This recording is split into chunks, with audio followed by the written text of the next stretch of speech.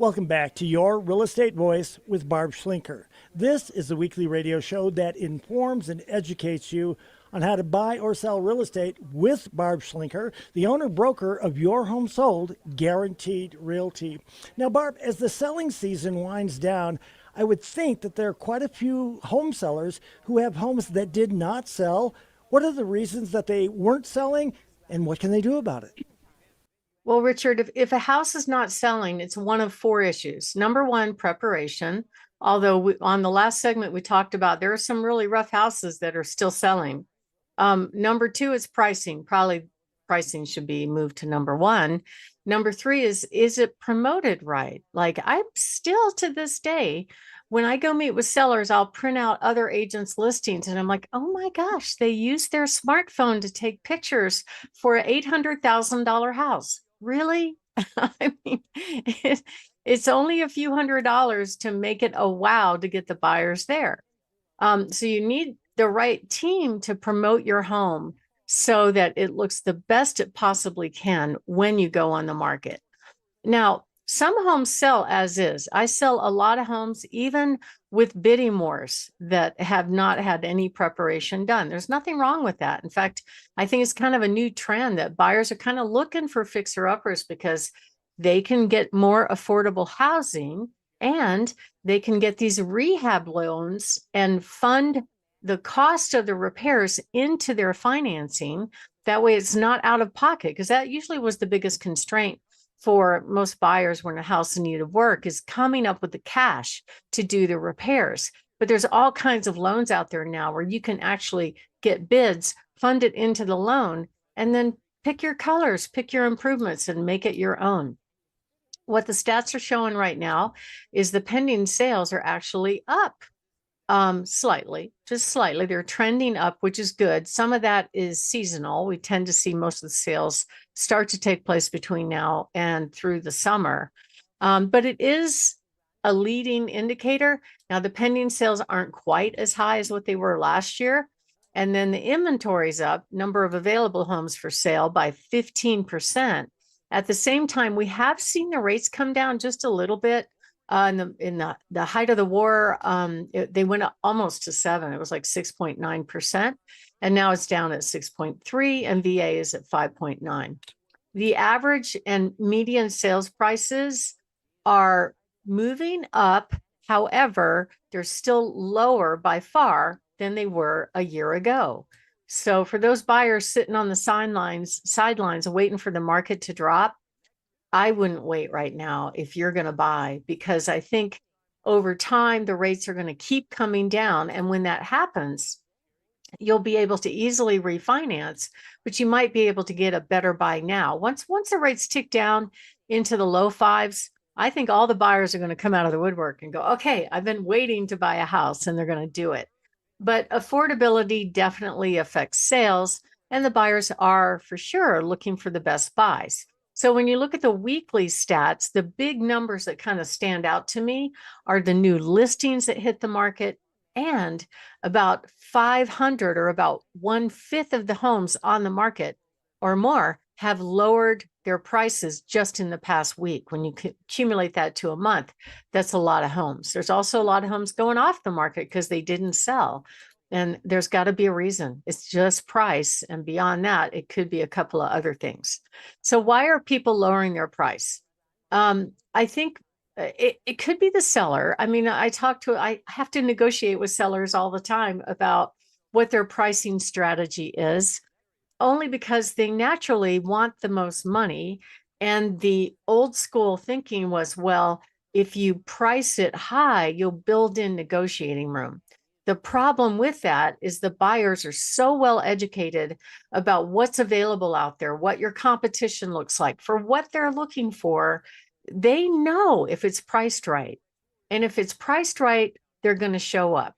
If it's overpriced, I don't care if you built in negotiating room, even a little bit, 2 or 3%, they won't come look at the home. It's just that simple. Or you'll get a really, really low ball offer. I got one via text this morning. So you imagine, Richard, if a licensed real estate agent, you've watched the show now for 5 years, as a lawyer, you real estate offers have to be in writing, signed by the party, correct? Correct. So I get this text, well, would you float this idea with your seller? We'll take over their loan and we'll do this and we'll do that. And I said, sure, put it in writing. Oh, well, I want you to talk to the sellers first. And I said, I don't work that way. I just don't, you know, because I don't want anything coming back on me. Not that I'm afraid. I'm not afraid of any of this stuff. But if we say, oh, sure, the seller will take that, and you haven't put it in a real estate signed offer signed by the buyer, and then buyer number two steps their toe in there with a written offer, guess what? The seller may grab that written offer and you're out, right? And to me, it's not real. It also is very unimpressive from the seller perspective, where they're like, really? I mean, it takes 10 minutes to fill in the state form offer. How hard is that? Both of us spent more than 10 minutes responding to each other's stupid texts. It drives me crazy. I don't know why I can't get them to do just the basic stuff, but I hate to say it, but it's only 1 month of school to be a real estate agent in the state of Colorado. There's no training, there's no job description, there's no how to. There's a huge variety of experiences with these agents. And a lot of times I get very sloppy work, but they know real estate 101 is if you're going to make an offer, you got to put it in writing and you have to have the buyer sign it and then send it to the agent that's representing the seller. It's just that simple. It's not difficult and it doesn't take more than 10 minutes. But the problem is 87% of the agents get out of the business every 5 years. So most of them, it's just this churn of what I call kind of low information agents that really don't know what they're doing, and they get out because they're not successful. According to Zillow, not me, but Zillow says 73% of agents sold 0 homes last year. Now, to put that in perspective, just to pay for insurance and dues and this and that, you're going to spend thousands of dollars just having a real estate license through the course of a year. That's minimum. Plus the MLS dues, that's a couple thousand and so forth, right? Why would you do that if you're not making any money? And a majority of them sell 2 or 3 homes a year, which puts you in the category of working at McDonald's. Not criticizing working at McDonald's. I'm just comparing the income. If you're only selling 2 or 3 homes a year, there's a problem.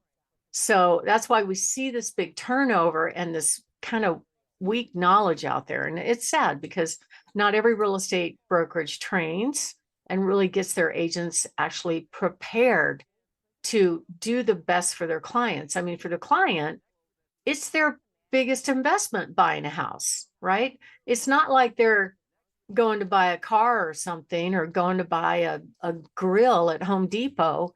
A house is where you live. A house is very emotional. A house is very important to people. And yet you get these agents that don't know what they're doing and they just make mistakes all the time and they're very sloppy. I mean, wouldn't you be frustrated if you were represented by a buyer agent like that? I would be so frustrated, I'd probably be thinking about moving on. Yeah. But nobody likes to fire people, right? They might think they're sweet and they're friendly, but that's nice. But if they don't know what they're doing and they aren't able to meet the goals of getting their clients' objectives, getting them in the house that they want, it's a problem. And I see it all the time, and it's shocking to me.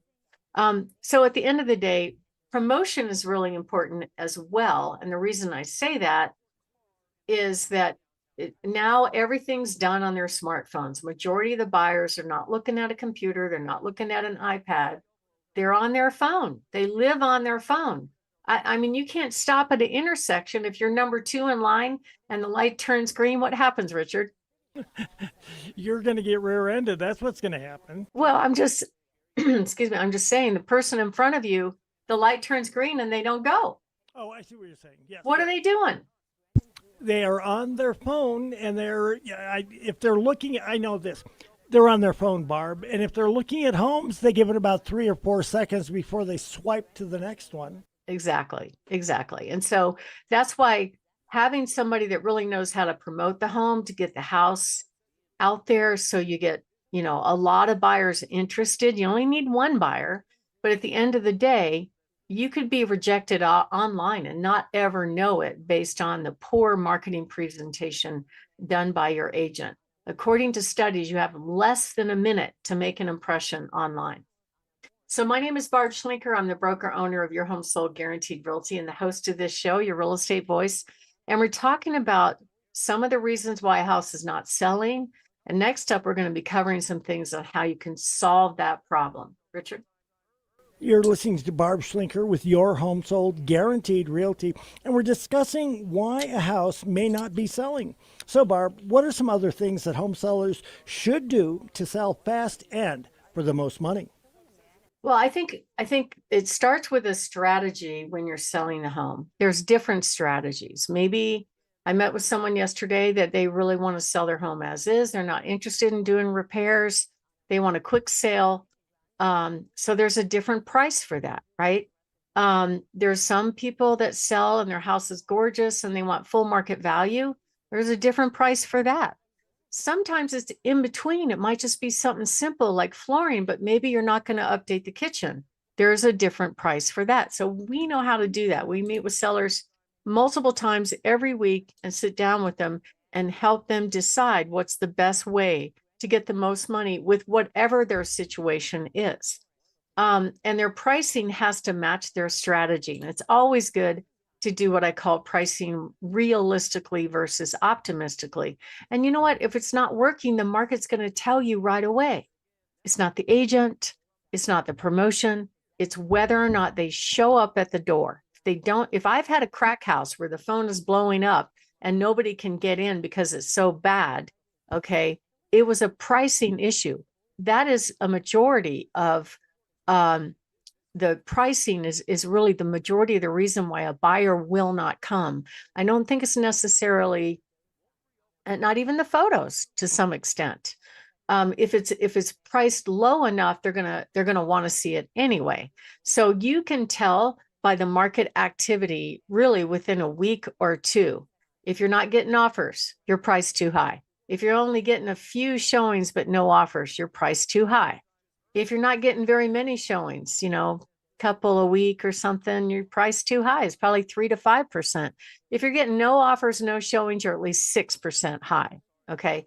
And so there's an adjustment for that. And we know how to make it. And I've seen it in action. I've had listings that were priced up here, onesies, twosies showings, offers that wouldn't go through, like sale contingencies when their home is not sold. But then when they finally get to a point where it's priced right, and they lower it to where the home is priced right, they get 3 offers the same weekend. Why is that happening? The house didn't change. The marketing didn't change. It's just price. And we know how to do that. So if you are thinking of making a move, give us a call, 719-301-3900, or go to barbhasthebuyers.com. Richard?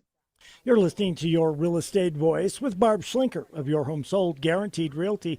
And if you're thinking of making a move, simply call Barb at 719-301-3900 or visit barbhasthebuyers.com. When we come back, we'll be discussing what are the expenses of selling a house here in Colorado, and should sellers pay the buyer's expenses? Stay tuned for that.